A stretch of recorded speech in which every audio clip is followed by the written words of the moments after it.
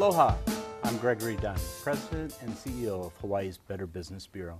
Thank you for joining us today on Is This For Real? Today we're really fortunate to have Scott Spallina with us. He's here from the Prosecutor's Office of the City and County of Honolulu. He's the Senior Deputy Prosecuting Attorney in charge of the Elder Abuse Unit. So Scott, welcome. Thank you for joining us today. Thank you for having me today. Absolutely. Maybe you could start out by telling us a little bit about yourself and your background and how you wound up at the abuse unit. Okay, well, I'm not a local boy, but I've been here for about 30 years plus, and I went to UH Law School here. During that time, I volunteered at the Suicide Crisis Center, and also I worked at the Institute for Human Services. So I saw a need to I saw communities' needs, and I wanted to fill those. So that when I joined the prosecutor's office in '95, oh my gosh, 20 years ago, I worked at the domestic violence section. And in fact, I was in charge of the domestic violence section for a number of years. And I think that helped me to transition to elder abuse, because when in 2008, they asked me to create the elder abuse unit, I saw that a lot of elder abuse involved family members. And because of my background in doing domestic violence work, I think that helped me to help the victims of elder abuse. So that personal interest really led you to this cause, if you will, this problem that we have in our community right now, and that you noticed back in 2008 is a growing problem. Well, and to be honest with you, in 2008 when they asked me to do elder abuse, I said, what's elder abuse? I mean, I didn't know. And for the past, since 2008 till now, I've been learning a lot. And what I've learned is really scary. So in terms of elder abuse, I mean, when I think of elders, it's like I'm thinking of someone that's really old, like maybe 70 or 80, but as you told me earlier, that's not the case. That's not the case, and what we've had to do in order to comply with the laws is that we chose, for our unit, when I created it, I made it 60 and over. Now, that's not to say that our office doesn't handle people 59 and under, but for our unit, we're a specialized unit and we deal with seniors, and so we classify seniors as 60 and over. Now, the reason that we chose 60, and a lot of people think that's kind of young to be a senior, but under the law, if you harm somebody 60 and over, it's automatic prison time. And so we figured, okay, the legislature already determined 60 to have a protected class. So why don't we follow that up with making us protect those that are 60 and over. And we've gotten good response. Again, we have some people coming in that are 80 years old saying, I don't want to be called a senior. And when they come in, right, I mean, they come in 24/7. It's not like it's just 9 to 5 banker's hours kind of thing. Right? No, it's not. Fraud happens all the time and abuse happens all the time. And that's part of my background in domestic violence, is because in the domestic violence unit at the prosecutor's office, we were on call 24 hours a day, 7 days a week. And when I created the elder abuse unit, I wanted to keep those same 24/7 hours. And the importance of that, a lot of people don't realize that, is that then we become a rapid response unit. Meaning that, let's say hypothetically, that a person that's 55 has their car stolen. The suspect is arrested, then what the police would do is release that person pending investigation. He'd go back on the street, they'd forward the police reports to our office, we'd review them, a couple weeks later we'd bring them back, and in the meantime, that suspect may be committing more crimes. However, now that we're a rapid response unit, that suspect stays in police custody. That suspect does not get released. And we found that to be a very good deterrent for future crime. And in fact, the very first month that we implemented this unit, we broke up a gang of people that were burglarizing houses in the Kaimuki, Diamond Head, Kahala area, because what they would do is they break into a house, and if they got arrested, they'd be released immediately, RPI it is called, and then they'd break into another house, keep on stacking that up. But then what they did was they broke into a house of a senior. And you say, you know, we're not going to RPI you. You're going to stay in custody. And then we're able to stop that momentum that they had built up. And so we found that to be very effective. Now, granted, it does come with a price in that I've missed more than one Super Bowl being at the police station. I've missed a couple of Thanksgiving dinners. I've gone to the police station during Christmas time. because, as you indicated before, crime happens 24 hours a day, 7 days a week.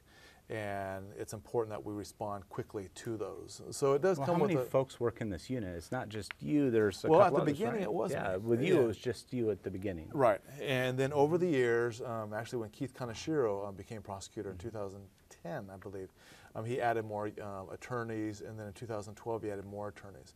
So now I have a staff of 3 other attorneys, and we've been actually grabbing, it's been a really great program with the UH, the university. We've been grabbing undergrads to volunteer at our office, as well as law students to volunteer. And I think this helps to bridge the need, because people think that, oh, elder abuse is not that sexy a crime, or it's not that important a crime.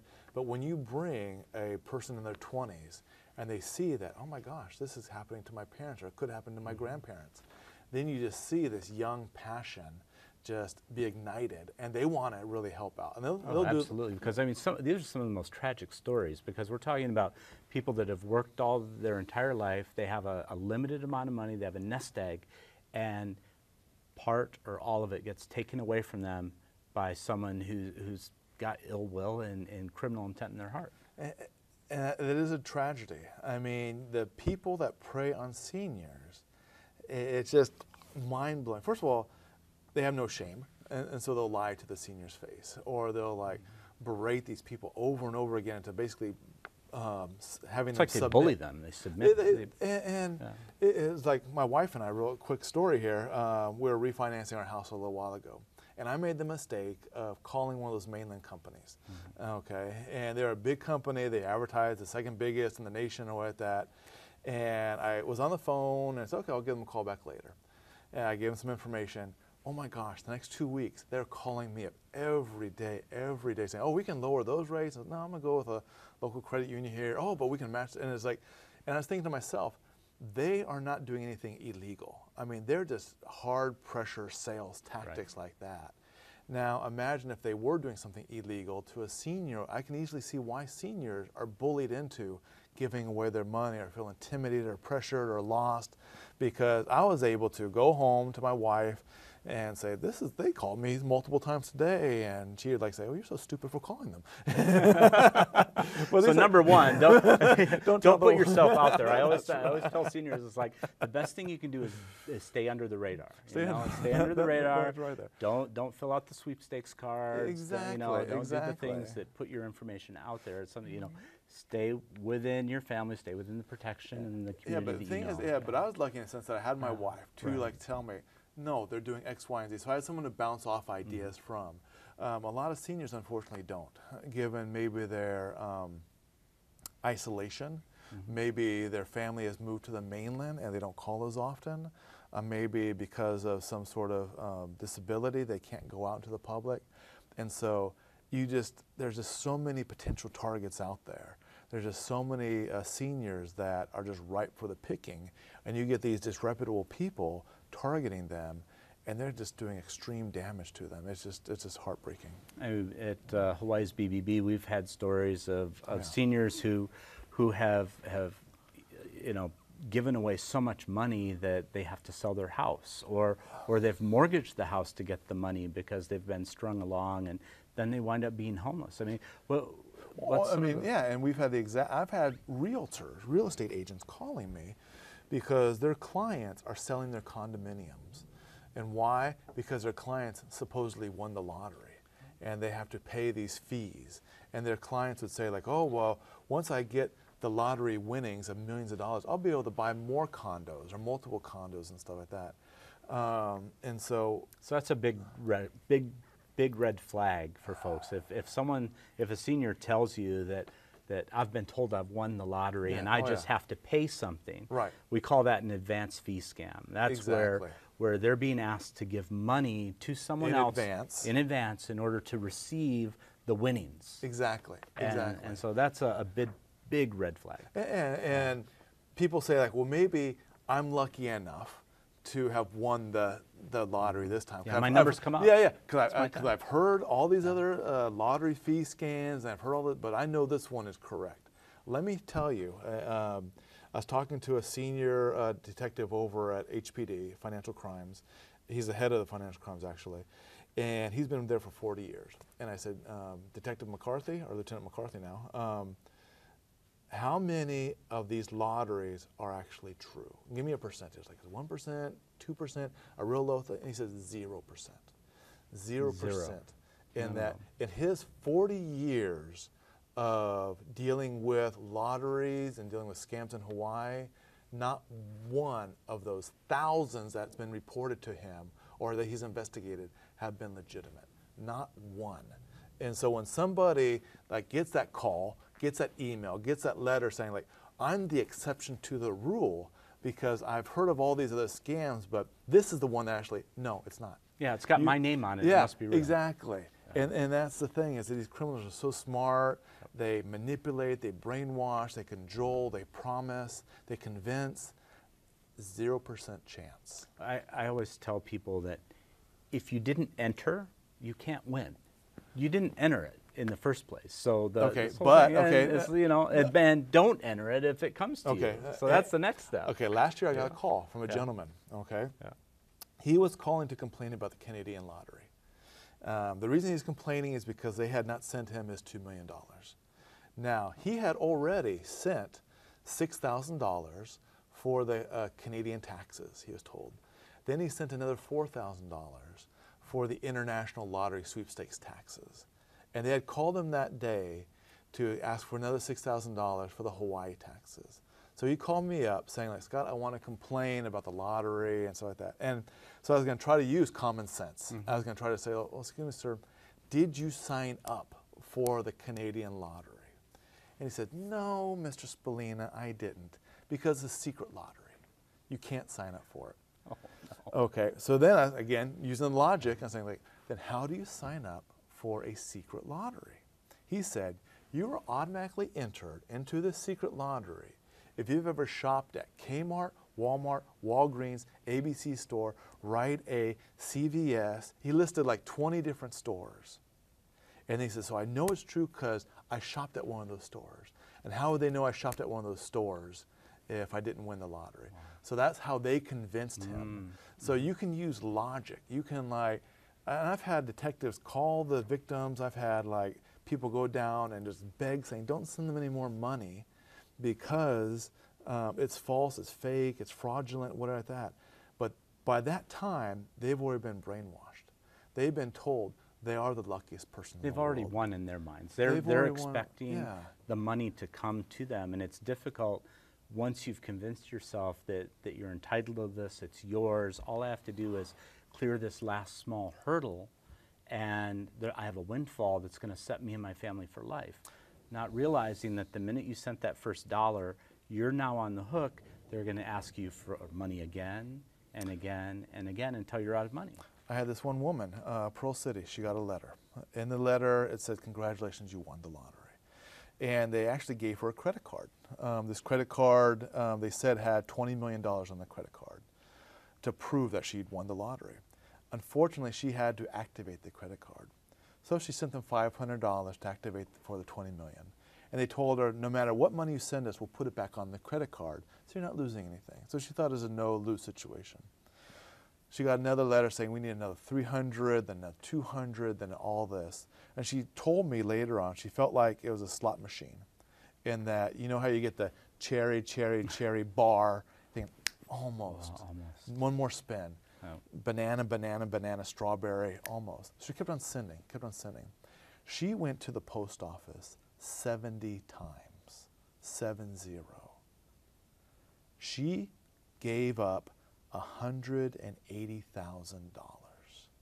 In hopes of getting the $20 million prepaid credit card. And, well, she already got the piece of plastic. She had the plastic, but not access to the line. Yeah, okay. So it was basically a worthless piece of plastic. Yeah. And she stopped because she had to. She stopped because she went through her husband's retirement fund, that $180,000. And that was all the money that they had set aside for retirement. Not only retirement, but also they're building a trust fund for their daughter who's disabled. Okay. The people that are being victimized are not rich people. The other day, I went to a pawn shop, not to buy anything stolen, but just to go there. And the pawn owner said that he is getting seniors coming in selling their wedding rings, pawning their wedding rings, pawning their Hawaiian bracelets because they won the lottery. And he's saying, Scott, the reason that I know that they're so desperate is they walk into my shop. And I'm not in a good part of town, but these seniors are desperate for money. And by the time they come see a pawn shop owner, I know they've borrowed money from all their family and friends. They've sometimes written bad checks. They've sold their, they've taken out loans. We see that oftentimes, people taking out loans. And now they're selling their precious jewelry. I mean, that's how bad it is for some of these victims. And I mean, we're talking, this is not just something that's ones and twos. We're talking about millions of dollars a year in losses just in the state of Hawaii. I mean, what kind of estimates do you think are out there in terms of, you know, if you extrapolated from the... You see, that's the hardest thing, is because for every story that I hear, I know there's dozens, if not hundreds of stories I'm not hearing. And these are stories that I get from people that approach me when I do a presentation, or people that call my office. These are not the stories that make it to the police, that make it to authorities. So it's such an underreported crime that when you say millions, I can easily see millions, because the stories that I'm hearing is people losing their houses, people spending hundreds of thousands of dollars. We have people that are on Social Security or public housing, signing over their public housing checks, their SSI checks, going right to the lottery people, going right to the scam artists like that. It really speaks to the tenuousness of those folks in our economy that are right on the edge, and how victimized they can become out of that sense of need and out of that sense of hope that they got lucky, that something happened, that their time has come around. And we, you know, in terms of if there are folks out there watching that that have been approached, or maybe they're currently giving money to someone because they said to them, oh, there's this great business deal, or oh, you won the lottery, or oh, you know, send us this money because you'll receive this. What would you advise them to do? What's the first thing that they could do to stop the pain and get out of the cycle? See, that's it, is they need to realize that they're not that lucky. And they need to realize that, no, they didn't win it. But unfortunately, the people that tend to blow the most money are the ones that, in my mind, are most vulnerable. In that, and unfortunately, a lot of people say, oh, they're just greedy. That's why they're doing it, because they want this. But no, I mean, I don't know if you're a parent or not, but as a parent myself, you want to provide for your children, even after you're gone. And I think every parent or every grandparent's dream is to have their children live in Hawaii. But it's so incredibly expensive here. But just imagine if you can give your child a home, if you can give that child a college education. And so they are hoping for this money, not so they can go to Vegas and blow it for themselves or whatever like that, but they're hoping to take this money and provide for their children when they're gone, because they realize that they're not going to be around for an eternity themselves. And so they have to build a legacy for their family. And this might be their last chance or last opportunity to do that with this money. So that adds to the desperation of wanting to believe. They're not stupid. I mean, people that are victimized by these crimes, they are not dumb at all. They get caught up in the moment. They get caught up in the moment, and they want to do such good. Yeah. They want to do such good for their families. That's the saddest part is, and I don't use the term evil or good a lot, but the people that prey on somebody like that, in my mind, is evil, because they know that they're desperate to provide for their family. And they know how to exploit that. I mean, there's a whole process of the conversation and pulling out the information about your family and then using that as the next step to entice you and find out what your hot buttons are. We had this one gentleman, what he did was he went to two women. During the course of 2 weeks, he went to these two women, and all he did was drive through the neighborhoods, and he saw a couple of houses that maybe were run down, or maybe had some hoarding issues involved like that. He knocked on the door. He did it separately. This nice older woman came out and said, "Excuse me, Grandma, you have a family here?" "Yes." "Do they ever visit?" "No." Is it because you have so many treasures in your house? Like maybe your yard's unkept or you have things like that. What if I can guarantee you that your family will come over for the holidays, that every birthday they'll come over, that you have all the holidays, you have Sunday dinners at your house, and what I can do is I can build an extension onto your house. So that way you don't have to clean up your house, you don't have to give away your treasures, all your stuff you've been hoarding basically. And so he was able to play on these people and give them the promise, give them the dream of like having a house that they could still entertain, but also keeping all their belongings in there. And for some seniors, they spend a lifetime collecting. And for some people, they do have the hoarding habits there. And we find that, unfortunately, that creates isolation when you do have a parent that's hoarding. And the isolation is very dangerous. Yeah, we talked about that before, And that's deadly to some of these people there. But by selling them that dream that they can build an extension onto their house, that the family then will start coming over again, and they won't have to give up any of their treasure. Right, because probably the family's been communicating with the senior before, oh, Mom, you've got to throw that stuff away, you're hoarding, it's and that creates dangerous, such tension in the family and a rift in the family like that. So sure enough, these women, one wrote out a check for $75,000, the other one wrote out a check for $100,000. They prepaid, in other words, on that promise that he was going to build an extension for them, and he left with the check, cashed it, and I'm sure he showed up the very next day to start work. He did not. He did not. He did, and we never caught him. And in fact, we didn't even find out about the second woman that wrote the $100,000 check until we started investigating the the first woman. And so there's still predators out there.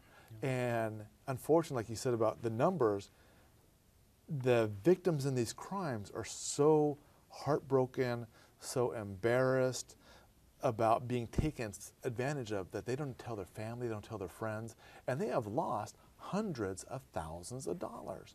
I had this one woman call me up the other month saying that she gave this one person $500,000 over a course of a month.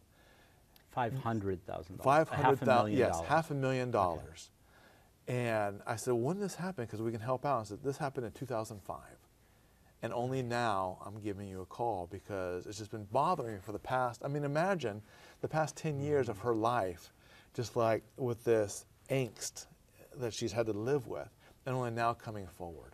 Of course, by now, it's like very difficult to recover or do anything other than find out what happened and reach back. But it's one of those things that we hope that by sharing these stories that we can put some warning posts out for folks to watch out for and to say, if you're in the middle of this right now, if you find yourself that if you're listening to this and you hear it and you say, oh my gosh, that sounds like what's happening to me, we need to stop it now and take action. We do. And it's not embarrassing. And family members need to realize this as well, is that if your dad or your mom tells you this like that, anger is not the first emotion. Okay, understanding is what we want to hear from you. Because you want to keep those lines of communication open. Right. Because as soon as your parent or grandparent stops talking to you about these things like that, the damage just goes through the roof. Exactly. I mean, you want to have your mom say, oh, I met this nice guy at the store, and he helped me with my groceries. And in fact, he volunteered to help me clean the house up and do some yard work like that. You want to have your parents tell you that. Right, because they're letting someone new into their life that they met that they don't know anything about. Yeah. So that should be a warning sign for a family member. And it's like this happened in fact, this happened the other night with my own mother-in-law. She's in her 80s, and she was at Walmart the other night, and a woman followed her from the cashier all the way to the parking lot, just started talking to her like that. And my mother-in-law, she's pretty akamai. She's like, why are you following me and stuff like that? And she noticed that this woman didn't have any groceries and everything, but this woman was targeting my mother-in-law because she looks like she's in her 80s and she looks like she's frail. And basically this woman was saying, oh, do you need help with your groceries? Do you need maybe help around the house? I'll volunteer to do these things. And those are all big warning signs. But when my mother-in-law came home that night and told us the story, I was relieved that my mother-in-law had the common sense to say no, had the common sense to say, okay, this is suspicious, but also had the common sense to let us know about these things, to where We didn't get on our mother. There was no shame. Yeah, in there's no that. shame. It's like We didn't just, say, Mom, you're stupid. Why do you even talk to her? No, we didn't say that. It happens to everybody. Yeah, You get approached all the time, Yeah. every day, all day long. Even with my own mom this morning, I talked to her on the phone, and she said, you know, I got this prepaid card in the mail that they said, you know, I had access to a $5,000 credit line, and all I have to do is send them $500. And I was like, oh, well, that sounds interesting, Mom. I'm like, why don't you scan it and send me a copy? And she's like, oh, don't worry about it. I'm not going to do it. I just wanted to let you know. I was like, oh, thank goodness. God, and yeah. you know, I'm so glad. And, you know, it's like, but it's maintaining those open lines of communication and educating. And that's really what I think is really admirable about the work that you and the prosecutor's office have done is you're not just there to pick up the pieces. You're also out in the community and talking to people and educating and doing some great things. Thank you very much. I mean, when I started the unit in 2008, that was my goal. In fact, it's on our brochure to enhance awareness, prevention, and prosecution. But awareness and prevention first, because we want to be proactive. I'm so tired. Again, I've been with the prosecutor's office for 20 years. And then I'm so tired of, like you say, picking up the pieces, dealing with people that have been damaged. And sometimes they're lifelong damaged from these crimes. If I can prevent that, if I can, and I joke with the people that I speak to saying, you guys all seem very pleasant, but I never want to see you again. Because if I see you again, then I know I'm going to see you in court, and you're going to be trying to pick up your lives, trying to pick up the pieces. And that's one thing that I have to give credit to Peter Carlisle and Keith Kaneshiro for allowing me to do that. And they've been very vocal in their support. And in fact, so much so that, like I said, Keith, he goes out to some of these things and does it himself, because it allows us to get in the community, to warn people about the current scams going on, to answer their questions. That's why you'll see us at all the big senior events, whether it be the Good Life Expo. And that's like a 3-day expo at the Blaisdell. Yeah, a lot of community groups Yeah. you know, are part of that. And I think it's something that, you know, as our relationship has grown through Hawaii's Partnership Against Fraud, Yes. which has put out the TV commercials a lot of people see, and reminding people that, you know, to always ask yourself, if this, you know, is this for real? Exactly, You know, and that's one thing I really like about the coalition is, and when I was invited to by Ed5 and the Bankers Association, I jumped on board because there's only so much that our office can do, and we have to team up with the Better Business Bureau, we have to team up with the Bankers Association, we have to team up with AARP, we have to team up with all the big players to go out there and educate, because that's what we need to do. I'm really grateful that you were able to join us today, and I hope you're going to come back again. Oh, We're going to have definitely, even more conversation. So our time has run out, and my I gosh. want to say thank you for joining us, and want to say thank you for tuning in to Is This For Real? I'm Gregory Dunn, President and CEO of Hawaii's Better Business Bureau. And remember, if you get a solicitation, check, call, go online, and ask yourself, is this for real? Aloha.